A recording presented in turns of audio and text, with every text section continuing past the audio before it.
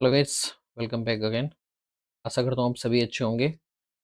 Chapter है आपका first NCERT का। मैं यहाँ पे आपके सामने रिवीजन करवा रहा हूँ और लास्ट वाला चैप्टर हमने क्लियर किया है जिसमें हार्मोन से संबंधित बारीकी से हमने सारी चीज़ों को देखा है। पहला चैप्टर वेरी इंपॉर्टेंट है। अ, जब भी आप क्लासिफिकेशन पढ़ते हैं, एनिमल क्लासिफिकेशन, उससे पहले ये पोर्शन आता है जीव जगत, जहाँ पे आपको पता चलता है कि टैक्सा क्या होता है, हायरार्ची क्या होती है, किस तरह से आप क्लासिफिकेशन करते हैं और किन-किन छोटी-छोटी सी बातों का ध्यान रखते हैं, वो हम यहाँ पे देखेंगे। तो सबसे पहले छोटी-छोटी चीज़ों को लेके हम डिस्कस करेंगे। सबसे पहले देखिए जीव जगत के बारे में बताया गया है कि देखिए 2 तरह के जीव आपको देखने को मिलेंगे, या तो वो सजीव हो गए या फिर वो निर्जीव। अब जीवन के बारे में पता करने की सबसे अच्छी जो तरीका होता है वो होता है बच्चों चेतना। चेतना या फिर संवेदनाओं के प्रति जो सजीव होता है वो किस तरह की अभिव्यक्ति देता है, जो कि निर्जीव में नहीं होती है। ठीक है? तो चेतना है एक तरह से संवेदनाओं के प्रति अभिव्यक्ति। ठीक है? उसे आप चेतना कहते हैं, जो कि सजीव में देखने को मिलेगी, निर्जीव में देखने को नहीं मिलती है। तो यहाँ पे बेसिक सा यही बताया गया है। थोड़ा-सा और जाएँ जीव जगत में विविधता। ठीक है? तो जीव जगत यदि अपने आस-पास देखें तो आप जीवों की बहुत सी किस्में देखेंगे। ये किस्में गमले में उगने वाले पौधे हो सकते हैं, कीट हो सकते हैं, पक्षी, पालतू अन्य प्राणी और पौधे हो सकते हैं। बहुत से ऐसे जीव भी होते हैं जिन्हें आप आँखों की सहायता से नहीं देख सकते हैं, लेकिन आपके आस-पास ही होते हैं। जैसे कि बहुत माइक्रो ऑर्गेनिज़्म होते हैं जो बहुत सूक्ष्मतम आकार के होते हैं, नैनोमीटर के होते हैं।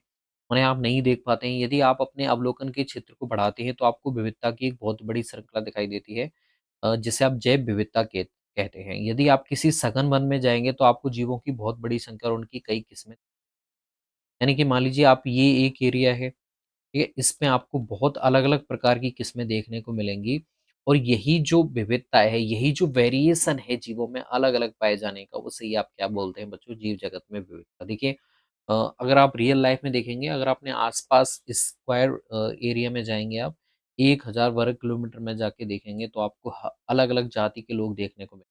ठीक है? जाति की बात करें या फिर किसी के दूसरा कोई लक्षण ले लीजिए, आप पूरी कम्युनिटी में आप एक लक्षण को लेके आइडेंटिफ़ाई करेंगे तो आपको हर किसी प्रकार के अलग-अलग व्यक्तियों में वो लक्षण देखने को मिल भी सकता है और नहीं भी देखने को मिल सकता है। ये विविधता है, हर पर्सन की एक अलग कैपेबिलिटी है और यही विविधता है जो हमें अलग करती है दूसरे जीवों से और यही हमें सुप्रीम बनाती है इस प्लैनेट। तो सबसे पहले हम थोड़ी-थोड़ी चीज़ों को लेके आगे बढ़ेंगे। ज़ूम कर लेता हूँ थोड़ा-सा। हाँ जी। प्रत्येक प्रकार के पौधे, जंतु, जीव जो आप देख सकते हैं किसी एक जाति का प्रतीक है। अब तक की ज्ञात और वर्णित स्पीशीज़ की संख्या लगभग 1.7 मिलियन से 1.8 मिलियन तक है। अब ये जो लाइनें हैं मैं आपको इम्पोर्टेंट बताता चलूँगा, ये बहुत इम्पोर्टेंट लाइन है। आपके कथन वाले क्वेश्चनों में आ सकती है, तो आपको ध्यान ध्यान रखना है। जो ज्ञात स्पीशीज़ की संख्या है वो 1.7 से 1.8 मिलियन तक है।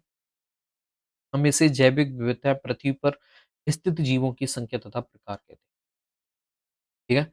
इसके बाद में आते हैं हम, जैसा कि ऊपर बताया गया है कि विश्व में कई मिलियन पौधे और प्राणी हैं। हम पौधे और प्राणियों को उनके स्थानीय नाम से जानते हैं।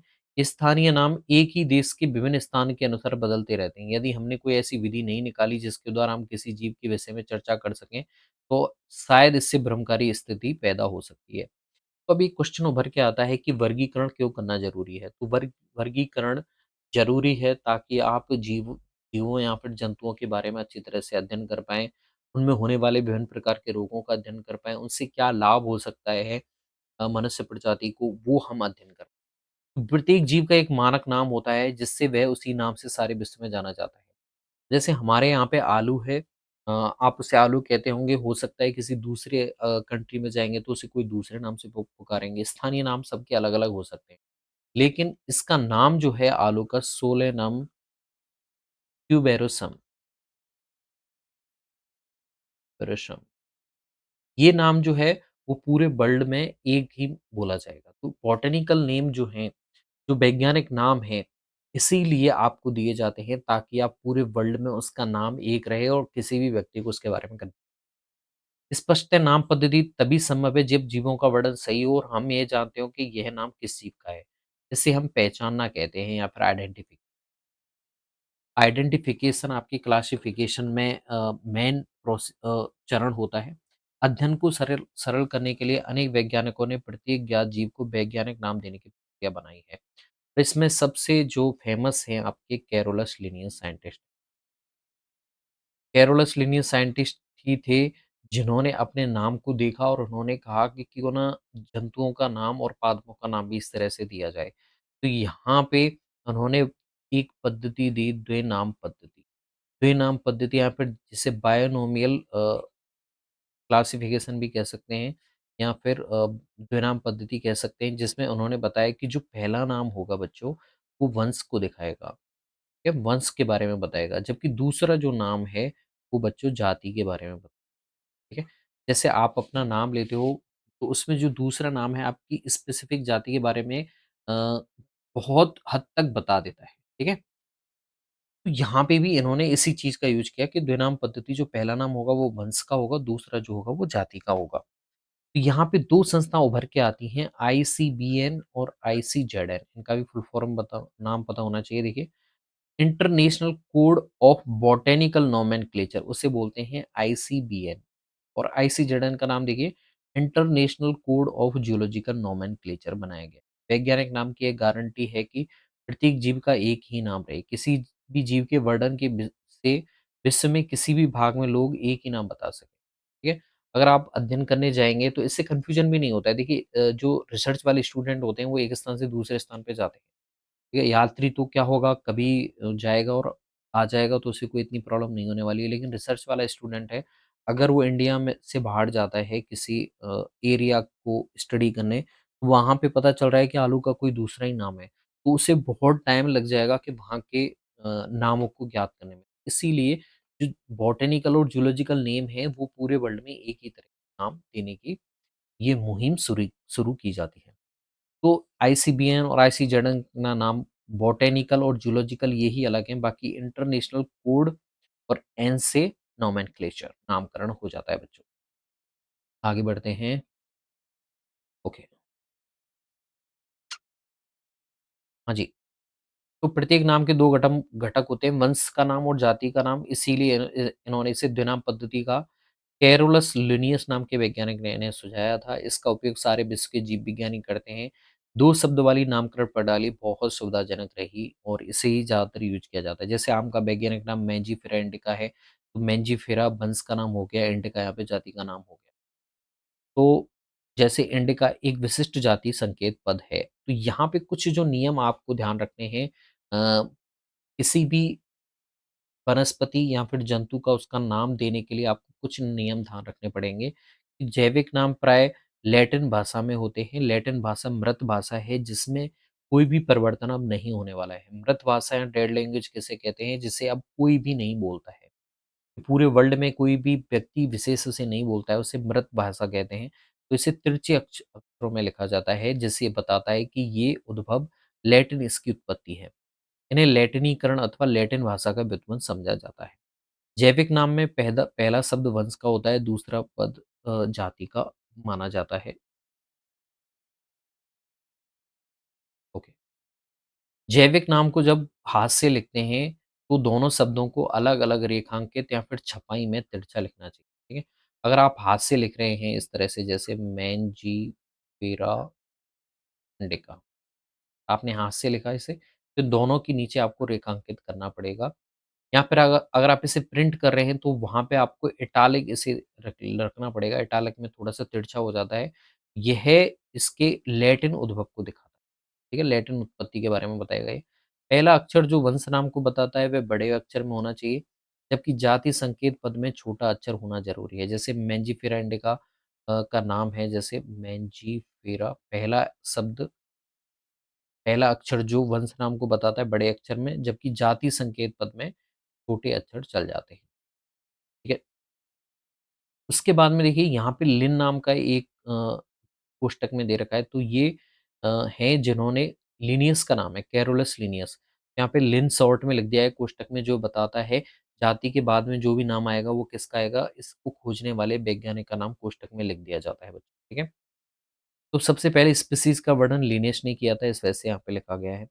यद्यपि सभी जीवों का अध्ययन करना लगभग असंभव है, इसलिए इसे ऐसी युक्ति बनाने की आवश्यकता है जो इसे संभव कर सके, इसी प्रक्रिया को वर्गीकरण कहते हैं। देखिए, हर किसी जीव के बारे में आप अच्छी तरह से अध्ययन करें, बहुत लंबा प्रोसीजर हो जाएगा, बहुत सारी मिलियन स्पीसीज़ हैं। लेकिन हम यहाँ पे कॉमन देखते हैं, जिस तरह से हमने आवर्त सारणी पढ़ी थी कि जो एक वर्ग होता है, उसमें जितने भी तत्व आते हैं, उनके बीच में कुछ न कुछ कॉमन चीज़ें होती हैं। तो यहाँ पे यही देखा गया कि एक जो जाति है, एक वंश में आएगी या फिर कोई जगत में आएगी, उसमें आने वाली सभी जातियाँ एक जैसा करैक्टर लेके चलती हैं। तो उन सभी को एक जगह रखा गया। किसी में दूसरा करैक्टर समान है, तो उन्हें दूसरी जगह रखा गया, ठीक है? जिससे क्या है, छँटनी हो गई। वर्गीकरण वह प्रक्रिया है जिसमें कुछ सरलता से दृश्य गुणों के आधार पर सुविधाजनक वर्ग में वर्गीकृत किया जा सके। इसके बाद में बाकी चीज़ें आप देख लेना, इसमें ज़्यादा कुछ है नहीं। फिर यहाँ पे बताया गया है कि जो कुत्ता, बिल्ली, स्तनधारी, गेहूँ, चावल, पौधे, जंतु आदि आते हैं, उन्हें टैक्सा कहते हैं। इन वर्गों का वैज्ञानिक शब्दावली में उन्हें क्या बोलेंगे? टैक्सा कहेंगे। यहाँ आपको स्वीकार करना चाहिए कि टैक्सा विभिन्न स्तर पर सभी वर्गों को बता सकता है। पौधा भी कभी टैक्सा होता है, गेहूँ भी एक टैक्सा होगा, कभी जंतु हो सकता है स्तनधारी या फिर कुत्ता हो सकता है, ठीक है? तो यहाँ पे टैक्सा के बारे में पढ़ेंगे हम कि टैक्सा होता क्या भला है? तो यहाँ पे देखिए, गुणों के आधार पर सभी जीवों को विभिन्न टैक्सा में वर्गीकृत कर सकते हैं। गुण जैसे प्रकार, रचना, कोशिका की रचना, विकासीय प्रक्रम, जीव की पारिस्थितिक सूचनाएँ, ये आधुनिक वर्गीकरण अध्ययन के आधार हैं। आजकल जो मॉडर्न क्लासिफिकेशन है, उसमें हम जेनेटिक्स को देखते हैं, पुरानी जातियों से संबंध देखते हैं, उद्विकास देखते हैं, कौन-कौन सी चीज़ें, साइटोजेनेटिक्स का ध्यान रखते हैं, इकोलॉजिकल चेंजेस का ध्यान रखते हैं। ठीक है? इसीलिए विशेषीकरण, पहचान, वर्गीकरण और नाम पद्धति आदि ऐसे प्रक्रम हैं, जो आपके क्लासिफ़िकेशन के आधार हैं। पहचान करोगे आप, फिर वर्गीकरण करोगे, फिर नाम पद्धति का यूज़ करोगे। तो वर्ग ये सारे किसके आधार हैं? वर्गीकी के आधार हैं। वर्गीकी कोई नई नहीं है, मानव सदैव विभिन्न प्रकार के जीवों के विषय में अधिकाधिक जानने का प्रयत्न करता रहा है। तो उन्होंने पहले जो वर्गीकरण होता था बच्चों, जैसे उपयोग के आधार पे होता था। पहले भी वर्गीकरण पुराने टाइम से ही चल रहे हैं, ऐसा नहीं है। तो यहाँ पे थोड़ा-सा हम देखेंगे।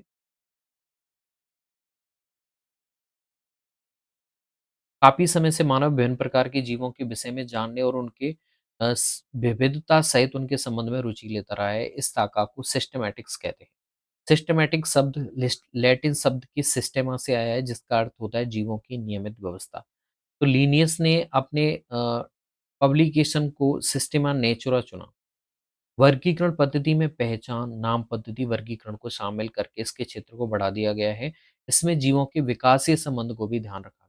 तो ये आपको ध्यान रखना है बच्चों, विकासीय संबंध, इवोल्यूशनरी जो रिलेशन होते हैं, उनको भी इसमें ध्यान रखा गया है। और जो टाइटल है, लिनियस ने जो किताब लिखी थी, उसका नाम क्या था बच्चों? सिस्टेमा नेचुरा। अब वर्गीकी संवर्ग, ये कई बार लाइनें आ जाती हैं, देखिए डायरेक्ट ये इंपॉर्टेंट लाइन है कि वर्गीकरण एकल सोपान प्रक्रम नहीं है, बल्कि इसमें पदानुक्रम सोपान होते हैं। यानी कि आप देखेंगे एक जाति होगी, जैसे अगर हम हायरार्ची देखें, सबसे नीचे की तरफ आपको जाति देखने को मिलेगी, फिर वंश मिलेगा, फिर आपकी फैमिली मिलेगी, फिर आपको गण देखने को मिलेगा, जिसे आप ऑर्डर कहते हैं, फिर आपको वर्ग देखने को मिलेगा, जिसे आप क्लास कहते हैं, फिर आपको डिवीजन देखने को मिलेगा और सबसे ऊपर आपको किंगडम देखने को मिलेगा। ठीक है? तो यहाँ पे आपको पता होना चाहिए कि अब जैसे जाति है, तो जाति में समानता आपको बहुत ज़्यादा देखने को मिलेंगी, जबकि जगत है, जैसे-जैसे आप ऊपर की तरफ बढ़ते चले जाओगे, समानता कम होती चली जाती हैं और लक्षणों की जो असमानता है, वो बढ़ती चली जाती हैं, वो बढ़ती चली जाती हैं, आपको ध्यान रखना है। तो वर्ग की क्या होता है, समस्त वर्ग की जो व्यवस्था है, इसे वर्ग की संवर्ग कहते हैं और सारे संवर्ग मिलकर वर्ग की पदानुक्रम बनाते हैं। प्रत्येक संवर्ग वर्गीकरण की इकाई को प्रदर्शित करता है। वास्तव में ये पद को दिखाता है, जिसे आप टैक्सोन कहते हैं या फिर वर्गक कहते हैं। ठीक है? तो जैसे कीट है, कीट को लेके तो कीट जीवों के एक वर्ग को दिखाता है, जिसमें एक समान गुण जैसे 3 जोड़ी टाँगें होती हैं। इसका अर्थ है कि कीट त्रिकाणी सुस्पष्ट जीव है, जिसका वर्गीकरण किया जा सकता है। तो यहाँ पे बताया गया है कि जो वर्गीकी है, वो सुस्पष्ट जैविक है, ना कि केवल आकार की समूह है। ठीक है? तो यहाँ पे आपको क्रम पता चलेगा कि क्या क्रम है। थोड़ा-सा नीचे जाके मैं ये ट्राई करता हूँ, देखते हैं क्या। सबसे पहले देखिए जाति आ जाती है। जाति देखते हैं, तो वर्ग की अध्ययन में जीवों के वर्ग जिसमें मौलिक समानता होती है, इसे जाति कहते हैं। हम किसी भी स्पीशीज़ को उसमें समीपस्थ संबंध स्पीशीज़ से उसके आकारी विभिन्नता के आधार पर एक-दूसरे से अलग करते हैं। जैसे उदाहरण लें, तो जो आम है, आपको आलू और सेर के उदाहरण हम इसके लिए आलू, आम और सेर के उदाहरण लेते हैं। इनके नाम देखिए मेंजिफेरा इंडिका, सोलेनम ट्यूबेरोसम, पैंथेरा लेओ। इन सभी तीनों नामों में इंडिका, ट्यूबेरोसम और जियो जातीय संकेत पद है। जबकि पहले शब्द किसके हैं? वंश के नाम है। यह टैक्सा का निरूपण होता है। प्रत्येक वंश में एक या एक से अधिक जाति संकेत पद हो सकते हैं, जो विभिन्न जीवों जिनमें आकार की गुण समान हो को दिखाते हैं। जैसे पैंथेरा में पैंथेरा में बात करें तो एक अन्य जाति संकेत पद है जिसे टिग्रिस कहते हैं। सोलेनम वंश में नाइग्रम मेलिनोजना भी आता है। सोलेनम नाइग्रम आता है, मेलिनोजना भी आता है। तो मानव की जाति सेपियंस है जो होमो वंश में आता है। तो मानव का नाम क्या हो जाता है बच्चों? होमो सेपियंस हो जाता है। ठीक है? तो यहाँ पे यही बताने की ट्राई की कही गई है कि जाति जो होती है उसके जो सदस्य पाए जाते हैं उसमें लक्षणों की समानता आपको ज़्यादा देखने को मिलेगी। लेकिन जैसे-जैसे आप ऊपर आते जाओगे हायरार्ची इस व्यवस्था में आपको लक्षण असमान होते चले जाएँगे। जैसे वंश है, तो वंश क्या है 2 स्पीशीज़ से मिलके बना होगा 2 या 2 से अधिक। तो देखिए यहाँ पे वंश समीपस्थ संबंधित स्पीशीज़ का एक समूह है। जैसे आलू, टमाटर, बैंगन ये अलग-अलग स्पीशीज़ है। लेकिन ये सभी सोलेनम वंश में आती हैं। वंश में आपको 2 या 2 से अधिक जातियों का सम्मिश्रण देखने को मिले। जैसे शेर है, जिसे आप पैंथेरा लियो कहते हैं, चीता है जिसे आप पैंथेरा पारडस कहते हैं या फिर पैंथेरा टाइग्रस जिसमें बहुत से गुण होते हैं, वो सभी पैंथेरा वंश में आते हैं। देखिए सब जातियाँ अलग-अलग हैं, लेकिन वंश इनका एक ही है, ठीक है? अब दूसरा वंश जिसमें बिल्ली आती है वो अलग है, ठीक है? कुल देखिए, कुल में क्या होंगे? 2 या 2 से अधिक वंश इसमें मिले हुए होंगे। जैसे कुल के वर्गीकरण का आधार पौधों के कायक और जननगण हो सकते हैं। पौधों में 3 विभिन्न वंश देखने को मिल सकते हैं, जैसे सोलेनम, पिटूनिया, धतूरा को सोलनेसी कुल में रखते हैं। तो यहाँ पे देखिए, एक ही कुल में कितने सारे वंश आ गए। इसीलिए जैसे-जैसे आप ऊपर बढ़ते जाओगे, तो वहाँ पे बहुत सारी असमानताएँ बढ़ती चली जाएँगी। लेकिन जैसे-जैसे आप नीचे की तरफ जाओगे कुल से वंश की तरफ जाओगे, वंश से जाति की तरफ जाओगे, तो वहाँ पे आपको समान लक्षण ज़्यादा देखने को मिलते हैं। जबकि प्राणी वंश पैंथेरा जिसमें शेर, बाघ, चीता आते हैं को फेलिस के साथ फेलिडी कुल में रखते हैं। अब देखिए पहले दोनों जातियाँ अलग-अलग थीं। बिल्ली वाली और शेर वाली जो जातियाँ हैं अलग-अलग हैं। दोनों को एक ही कुल में रख दिया है जिसे आप बोलते हैं फेलिडी कुल। ठीक है? फिर ऑर्डर आ जाता है। तो ऑर्डर में आपके कुल, वंश और जातियाँ मिक्स होंगी। इस तरह से ये जो क्रम है ये चलता रहता है। अब इसमें कुछ ज़्यादा ख़ास ऐसा है नहीं। वर्ग देखें, तो वर्ग देखिए प्राइमेटा गण जिसमें बंदर, गोरिल्ला और गिब्बन आते हैं। कार्बिनोरा गण जिसमें बाघ, बिल्ली, कुत्ता आते हैं। तो देखिए बाघ अलग दोनों बाघ और जो बिल्ली हैं, वो दोनों ही किस कुल में आते हैं बच्चों? फेलिडी कुल में आते हैं। क्योंकि हमने ऊपर देखा था फेलिडी कुल में आते हैं। वो मैमेलिया वर्ग में रख दिया गया है। इसके अतिरिक्त मैमेलिया वर्ग में अन्य गण भी पाए जाते हैं। मैमेलिया वर्ग वाले कैसे होते हैं? वो अपने बच्चों का जो पालन-पोषण है, उसमें बहुत ज़्यादा एनर्जी वो खर्च करते हैं, ठीक है?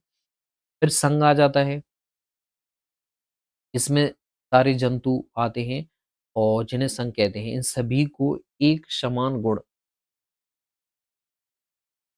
जैसे नोटोकॉड और पृष्ठीय खोखला तंत्रिका तंत्र के होने के आधार पर कोर्डेटा संघ में रखा गया है, ठीक है?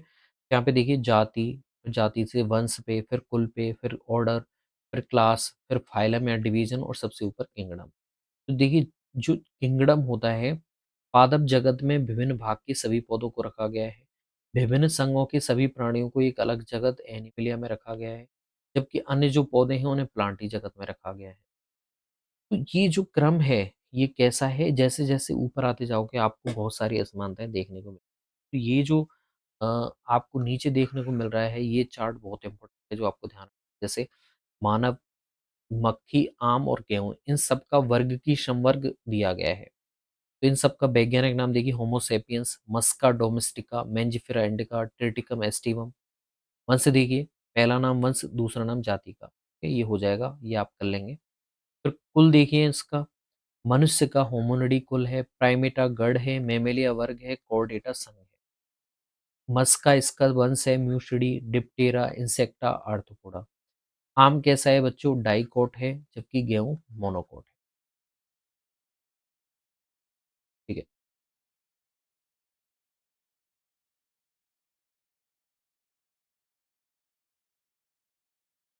टैक्सोनॉमी कीज़ वाला पोर्शन शायद इसमें हटा दिया है, मेरे को दिखाई दे रहा है इसमें।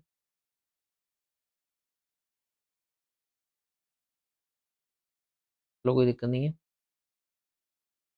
तो ये इसके बाद में आप सारांश पढ़ सकते हैं और सारांश में आप देख सकते हैं। देखिए किसी भी चैप्टर का आप सारांश ज़रूर पढ़िएगा जिससे आपको एक बेसिक आइडिया लग जाता है इस चैप्टर के बारे में, ठीक है? तो इसके बाद में आप एक बार रिवाइज़ ज़रूर कर लीजिएगा इस चैप्टर को, वेरी इंपॉर्टेंट है। कई बार एक छोटा-सा क्वेश्चन यहाँ से आ जाता है। आई होप आपको अच्छे से समझ में आया होगा। थैंक्स, धन्यवाद।